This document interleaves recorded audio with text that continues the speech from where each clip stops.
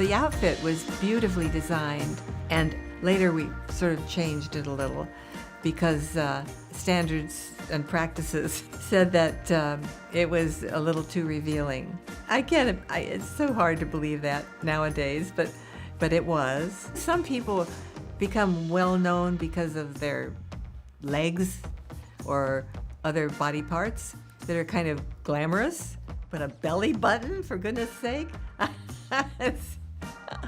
Oh God, my mother said only you, Barbara, would have a sexy belly button. For over 2,000 years I've been in that bottle. And then this hand released me.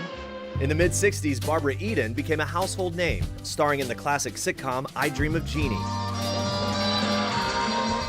The show ran for 139 episodes over 5 seasons and made Barbara a TV icon for playing the title role, a beautiful genie freed from her bottle after 2,000 years by a handsome astronaut marooned in a deserted island.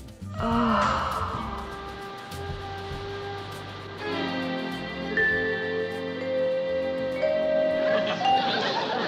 must have gone further into orbit than I thought. I like her. She's easy to live with.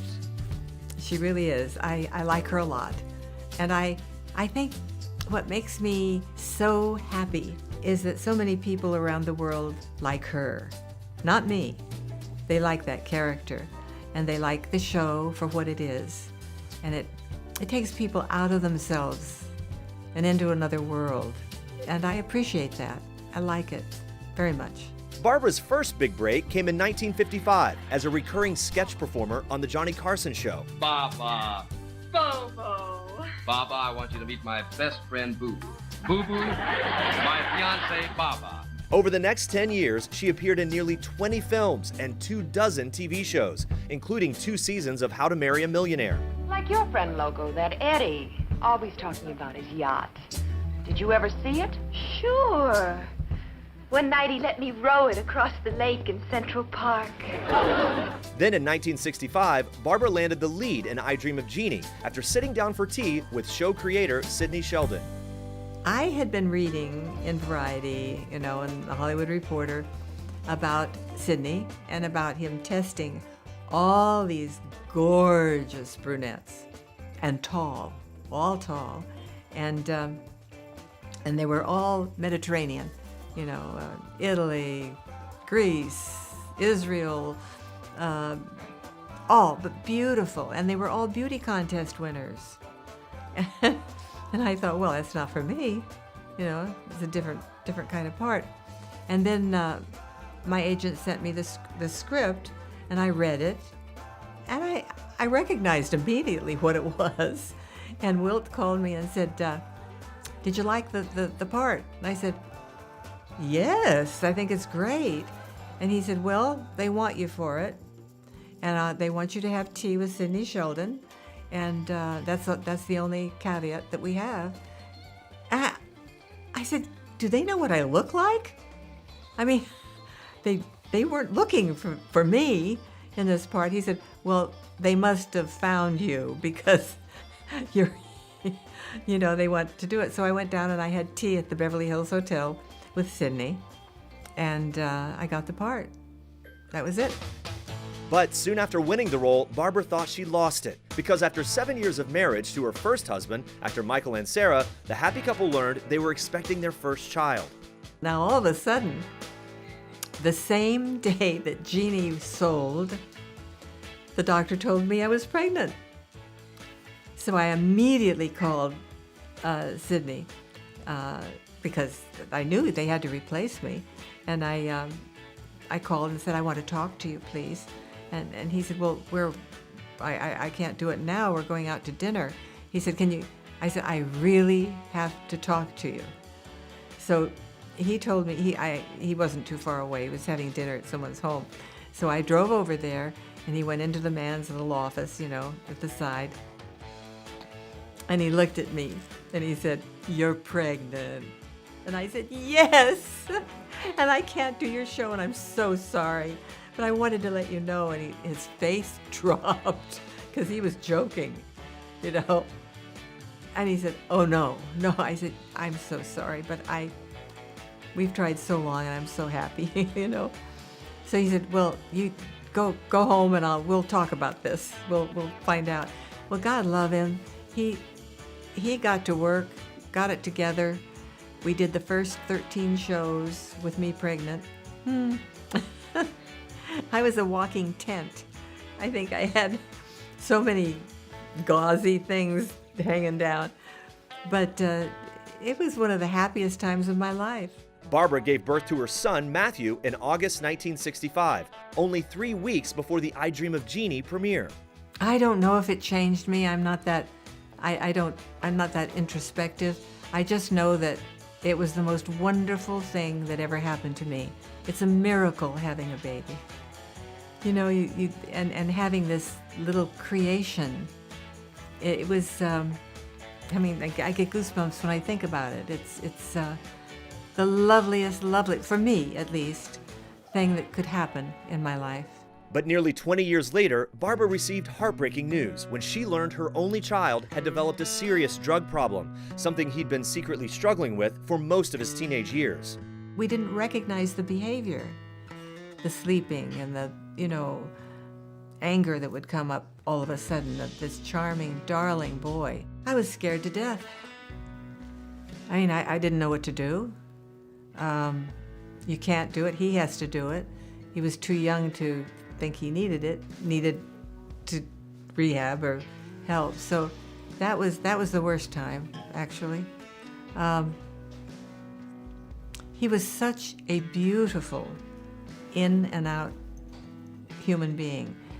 He was very loving, very caring about other people. He would have had a chance if we'd recognized it when he was 13, 14, the kids on the block kind of thing. But we recognized it too late, till it was really, really obvious. Tragically, in 2001, Matthew died of an accidental heroin overdose. He was 35 years old. I don't think there's anything worse than to lose your child. Especially, even if he's 35 years old, he's still your baby. And then I began to speak to parents, to parent groups. Because I had a lot of help when Matthew was really in trouble through the years. There were core people in this town who really helped me. And I felt that people should know, they really should know that it's not a bad thing to be strict with your child about privacy, mainly privacy. If you know what's going on, you have a chance to fix it. If you fix this addiction problem before if you get it at 13 or 14, you can put them in rehab. They don't have a say, and they have hope. And I know people who have been very successful at that. But if you don't know about it till they're 18, you're dead in the water.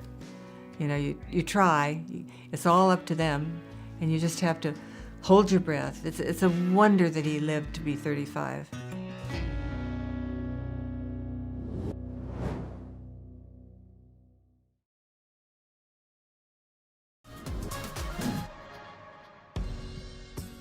When it comes to marriage, the third time has definitely been the charm for Barbara. She and husband John Eichholz have been happily married for 3 decades, an anniversary they celebrated earlier this year. I think we have common morals, he's from Kansas. KU, Raha, Rock Shock. He's not in the business, which I hesitate saying that because that makes no difference. It just happens that he isn't. But he enjoys what I do, which is comforting to me. He has a good sense of humor. We love traveling. There's a lot about him, the whole package. I just love him. While Barbara's resume now includes more than 100 TV, film, and theater roles, she's also a best-selling author, thanks to her 2011 memoir, Jeannie Out of the Bottle. And this August, she published her first children's book, Barbara and the Djinn, which she co-wrote with writer Dustin Warburton. I thought, children, especially today, They're so reliant on their devices, which is okay. That's all right. They're good, but that they should be stimulated. Not just your passion for someone else on a screen. It should be also your own passion, looking at that printed word and going to that place and understanding other people. And you understand it more if you can take it in. And you can take it in if you read it. So that's why we wrote the book. Barbara also celebrated her 90th birthday this year. And in case you can't tell, she's showing no signs of slowing down. No, I hope I think sometimes one is forced to slow down, but no, I'll do what I do till I can't. I'm very content. Yes, indeed. I think I'm really lucky. What was it the baseball player said? I'm the luckiest person on earth, or, Lou Gehrig. I do. I think I've been so lucky, and I'm very happy and content. I have dear friends. So lucky to have them. I have a wonderful family, a very supportive husband, a dog who's adorable but a brat, Yes, I'm content.